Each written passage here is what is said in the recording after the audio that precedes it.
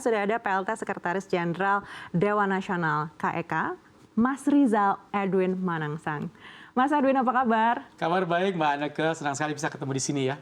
Tentunya senang sekali, dan pastinya pemirsa yang sudah menunggu-nunggu untuk mengenal lebih dalam lagi seperti apa sih investasi KEK ini. Banyak yang mungkin bertanya-tanya, berapa realisasi investasi dari kehadiran KEK dan 5 KEK mana saja dengan raihan tertinggi. Silakan Mas Edwin. Iya, Mbak Anneke. Memang kalau kita tahu dari awal tahun 2024 ini sudah ada 20 KEK. Tapi tahun ini juga bertambah, ada 2 KEK baru dan masih ada 4 KEK lagi yang sedang dalam proses untuk pembuatan peraturan pemerintahnya. Jadi nantinya akan ada 26 KEK. Nah, dari 20 KEK yang sudah beroperasi, ini tercatat sudah bisa meraih investasi itu sebesar 187,5 triliun rupiah. Kemudian juga mampu menciptakan lebih dari 126.000 tenaga kerja. Dan hingga akhir tahun 2023 lalu, ada 331 pelaku usaha di KEK dengan nilai ekspor sepanjang tahun lalu itu mencapai 17,44 triliun rupiah.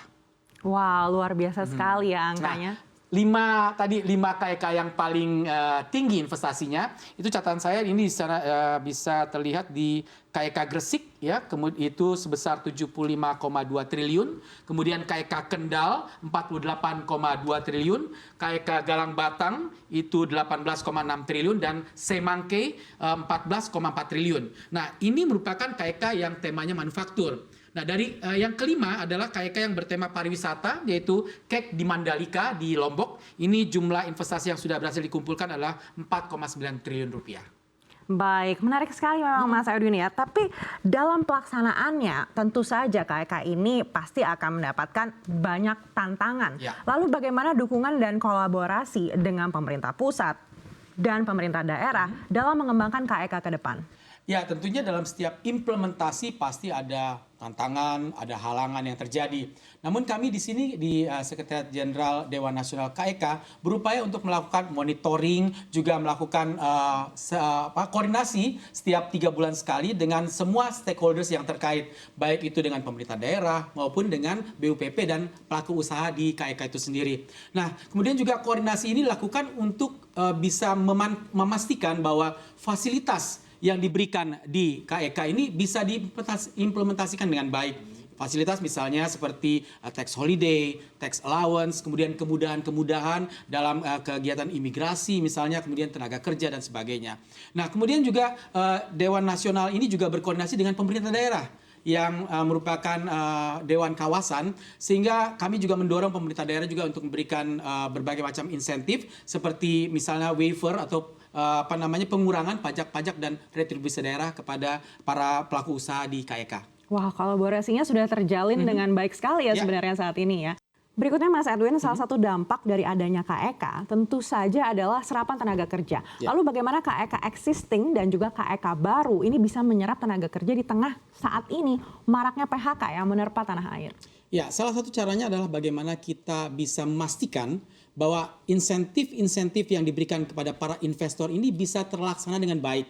Ya kan? Dengan kita bisa memastikan bahwa insentif itu bisa diterima oleh investor dan juga investor bisa menerima seperti tax holiday, tax allowance, kemudian kemudahan dalam melakukan bisnis di Indonesia, tentunya akan makin banyak investor yang masuk ke Indonesia dan nanti akan mendirikan berbagai macam pabrik, kemudian manufaktur, sehingga akan menyerap tenaga kerja yang lebih banyak lagi. Jadi itu kiat-kiat kami bagaimana kita bisa menciptakan lapangan kerja ataupun tenaga kerja di Indonesia.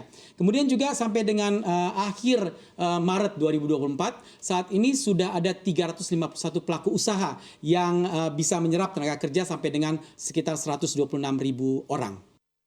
Berikutnya Mas Edwin, bagaimana target pengembangan KEK ke depan?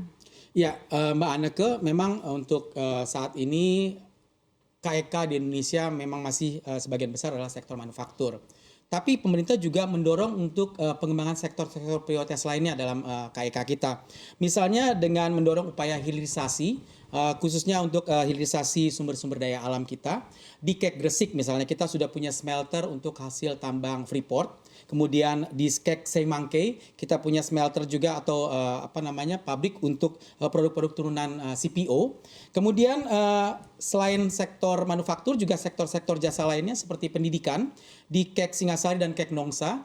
Kita punya atau mengundang bahkan universitas dari luar negeri untuk bisa membuka cabang di Indonesia.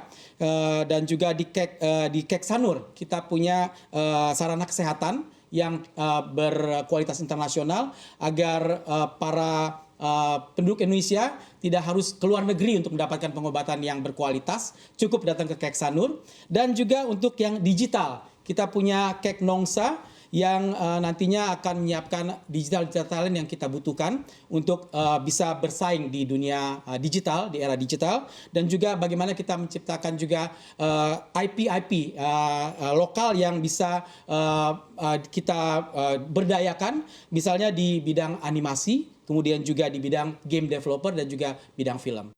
Lalu apa saja Mas Edwin harapan untuk KEK ke depannya? Ya, kami berharap dengan bertumbuhnya KEK di Indonesia, kita bisa meningkatkan daya saing kita, kemudian juga bisa menghadirkan lebih banyak lagi investasi yang datang ke Indonesia, dan juga bisa menciptakan pusat-pusat pertumbuhan ekonomi dan meningkatkan lapangan kerja tentunya, serta bisa menciptakan multiplier efek khususnya bagi daerah-daerah di sekitar KEK itu sendiri. Luar biasa, kita harapkan semuanya bisa tercapai ya. Sekali lagi terima kasih sudah bersama kami kali ini. Pak Rizal atau Mas Edwin Manansang, kita harapkan kawasan ekonomi khusus bisa terus menjadi mesin pendongkrak ekonomi daerah dan juga nasional. Amin.